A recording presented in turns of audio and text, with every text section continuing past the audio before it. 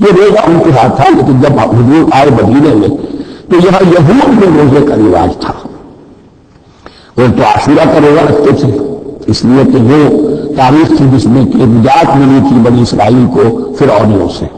پہلے یہ کہ ہر مہینے میں 3 روزے، اب اگر 30 کے 30 روزے ایک ہی مہینے میں فرض کر دیے گئے ہوتے اور وہ ہوتے جون جولائی کے جانے نہیں جاتی. بہترین تدبیر یہ کی گئی ہر مہینے میں، اور یہ موسم سارے آ رہے ہیں اس میں. پھر کچھ عرصے کے بعد یہ رمضان کا روزہ فرض کیا گیا. پہلا جو روزہ تھا 3 دن کا، اس میں یہ بھی تھی اجازت کہ جو اگر مسافر نہیں ہے، بیمار بھی نہیں ہے، طاقت رکھتا ہے روزہ رکھنے کی، پھر بھی روزہ نہ رکھے تو اس کا فدیہ یہ ہے کہ ایک مسکین کو کھانا کھلائے. الگ اطلاق تھا یہ. جب رمضان کے روزے کی فرضیت ہو گئی تو اب یہ فدیہ نہیں ہے. البتہ حضور نے اس کو باقی رکھا ایسے شخص کے لیے جو بہت بوڑھا ہے یا کوئی خاتون بہت بوڑھی ہے، برداشت نہیں کر سکتی، یا کوئی بیمار ہے، کسی سخت ایسی بیماری میں ہے کہ روزہ اس کے لیے جان کے لیے ہلاکت کا اندیشہ ہو سکتا ہے، اس کے لیے فدیہ برقرار رکھا. عام طور پر صحت مند شخص بھی مسافر بھی نہ ہو اس کے لیے یہ رعایت ختم ہو گئی.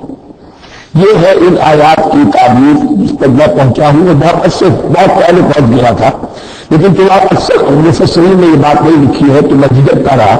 لیکن بعد میں مجھے معلوم ہوا کہ مولانا حمزہ شاہ کاشمیری رحمۃ اللہ علیہ کی رائے یہی ہے، تو مجھے اعتبار ہو گیا. اور پھر مجھے اس کا ذکر جو ہے یہ تفسیر کبیر میں امام راضی کے ہاں بھی مل گیا کہ متقدمین کے ہاں یہ رائے موجود تھی کہ پہلی جو آیتیں جو ہے اس روزے سے متعلق یہ رمضان کے روزے سے متعلق نہیں ہے، بلکہ وہ 3 ہر مہینے کی 13، 14، 15 ایام 20 کے روزے حضور نے بعد بھی رکھے ہیں مطلب، لیکن شروع میں یہ 3 روزے رکھنے کا حکم دیا گیا تھا. پہلی 2 آیتیں اس 6 آیتوں پر مشتمل ہے رکوع، اور یہ ایک عظیم مقام ہے. قرآن مجید کے احکام بہت دفعہ ہے، نماز کے احکام قرآن میں بہت دفعہ ہے، کہیں وضو کا ہے، کہیں تیمم کا ہے، کہیں اور نماز خوف کا ہے، مختلف جگہوں پر. لیکن صوم کی عبادت پر یہ 6 آیات کامل ہیں، مکمل ہیں. اس کی حکمت، اس کی غرض و غایت، اس کے احکام سب کچھ اس میں آ گئے. اب پہلی 2 آیتیں کون سی ہیں؟ یا ایھا الذین آمنوا کتب علیکم الصیام کما کتب علی الذین من قبلکم لعلکم تتقون. اے ایمان والو، تم پر بھی فرض کیا گیا روزہ رکھنا جیسے کہ فرض کیا گیا تھا تم سے پہلوں پر، تاکہ تمہارے اندر تقویٰ پیدا ہو جائے. وہ جنگ کے لیے کرواتے تھے، وہ تیار، تمہیں تقویٰ کے لیے اپنے آپ کو تیار کرنا ہے. بھوک کو قابو میں رکھ سکو، شہوت کو قابو میں رکھ سکو، پیاس کو برداشت کر سکو. اللہ کی راہ میں جنگ کے لیے تمہیں نکلنا ہوگا، اس میں بھوک بھی آئے گی، پیاس بھی آئے گی. اپنے آپ کو تیار کرو جہاد کے لیے. اور یہ بات واضح ہو جائے گی، اگلے رکوع سے قتال کی بحث شروع ہو جائے گی. روزے کی یہ گفتگو ہو رہی ہے تمہید قتال کے لیے، جیسے گھوڑوں کو تیار کیا جاتا تھا، صوم رکھوایا جاتا تھا قتال کے لیے. اور یہ عام معلومات گنتی کے چند دن ہی یہ گیا کہ ثبوت ہے اس کا کہ یہ 2-3 دن سے زیادہ معدود جو ہے وہ بعد میں 9 سے زیادہ نہیں ہو سکتا. معدود اگر آئے گا ایام معدودات، یہ جمع جو ہے جمع قلت کہلاتی ہے. معدودات، معدودہ بڑی سے بڑی رقم ہو سکتی ہے، لیکن معدودات جمع قلت ہے. گنتی کے چند روز ہے. فمن کان منکم مریضا، ان میں بھی یہ رعایت ہے کہ جو تم میں سے بیمار ہو اور علی سفر یا سفر پر ہو فعدۃ من ایام اخر، تو وہ تعداد پوری کر دے دوسرے دنوں میں. وعلی الذین یطیقونہ، اور جو اس کی طاقت رکھتے ہو فدیۃ طعام مسکین، وہ فدیہ ہے ایک مسکین کا کھانا کھلانا. ان آیات کی تفسیر میں جیسا کہ میں نے عرض کیا مفسرین کی بہت سے اقوال ہیں، اب میں اس کی بحث نہیں جا سکتا. جو میں نے اپنے مطالعے کے بعد رائے قائم کی میں صرف وہی بیان کر رہا ہوں کہ اس وقت جو امام راضی کے الفاظ ہیں کہ یہ فرضیت الگ تعین نہیں تھی بلکہ الگ تخییر تھی. فرض تو ہے ہوگا لیکن اس کا بدل بھی دیا جا رہا ہے. اگر تم نہیں رکھنا چاہتی تو تم ایک مسکین کو کھانا کھلا دو. تو گویا کہ تدریجاً وہ نہیں لانا تھا کیونکہ اس بات کے وہ پہلے سے عادی نہیں تھے. فمن تطوع خیرا فهو خیر اللہ، اور جو اپنی جی سے اپنی مرضی سے خیر کرنا چاہے تو اس کے لیے خیر ہے، روزہ بھی رکھے اور مسکین کو کھانا بھی کھلا، دونوں کام کرے تو اس میں کوئی رکاوٹ تو نہیں، اس کے لیے بہتر ہوگا. وَأَن تَصُومُوا، اور دیکھو اگر روزہ رکھو خیر لَكُمْ إِن كُنتُمْ تَعْلَمُونَ، یہ تمہارے لیے بہتر ہے اگر تم جانو. اب یہاں بھی ایک طرح کی رعایت کا انداز ہے اب آ رہی ہے دو آیتیں جو خاص رمضان کے وجہ سے متعلق ہے، حکمت اور غرض و غایت. پھر ایک آیت طویل آئے گی احکام، اور پھر ایک آیت آئے گی لٹمس ٹیسٹ. یہ 6 آیتیں. شہر رمضان الذی انزل فیہ القرآن، رمضان کا مہینہ وہ ہے جس میں قرآن نازل کیا گیا.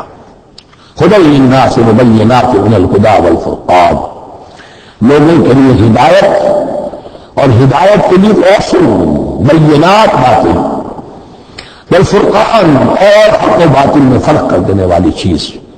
فمن شہد منکم الشہر، تو جو کوئی بھی پائے اس مہینے کو، یا جو شخص بھی مقیم ہو اس مہینے میں، مسافر نہ ہو، فلیصم، اس پر لازم ہے کہ روزہ رکھے.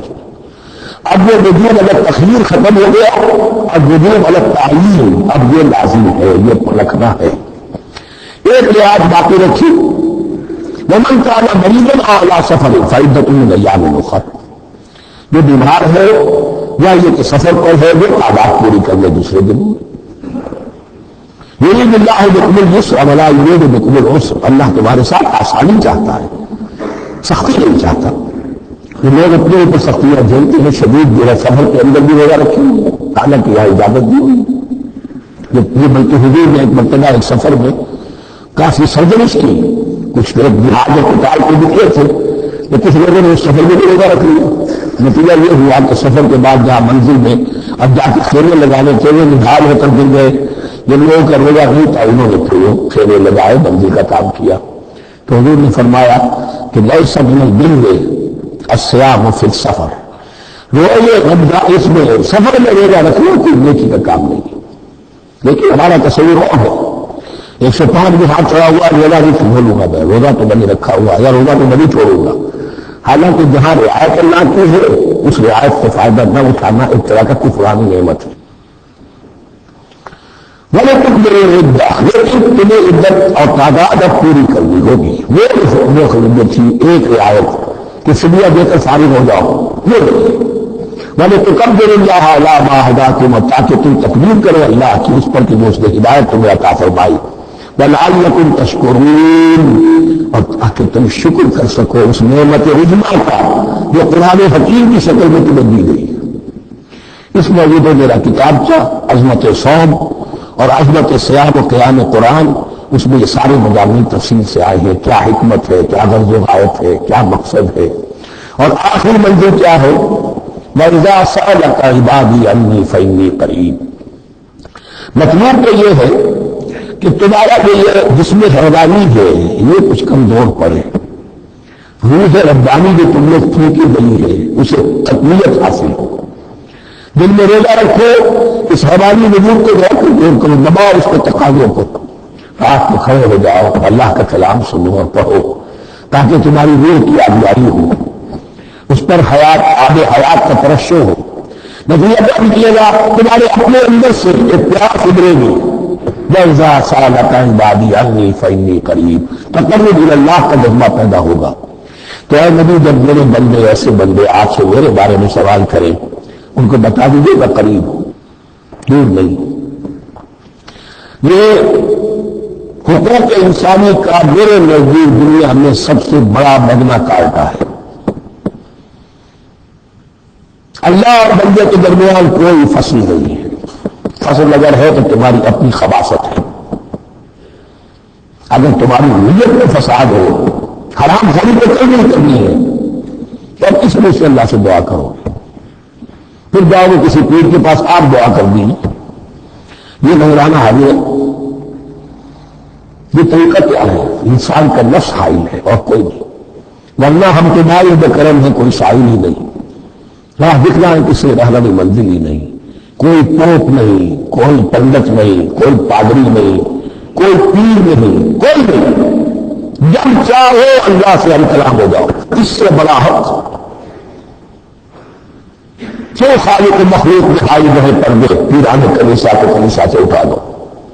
میرا ہر بندہ جب چاہے جہاں چاہے اس سے ہم کلام ہو جائے. ہاں شرط ہے اس کی، وہ شرط آگے آ رہی ہے. کہ بیچ میں دعوت اذا دعان، میں تو ہر پکارنے والے کی پکار سنتا ہوں، اور سنتا بھی جواب دیتا ہوں، اور صرف جواب نہیں دیتا قبول کرتا ہوں. اجابت میں یہ تینوں چیزیں موجود ہیں. اور اجادار جہاں مجھے پکارے تب پکارے، دیر دن میں موجود ہوں.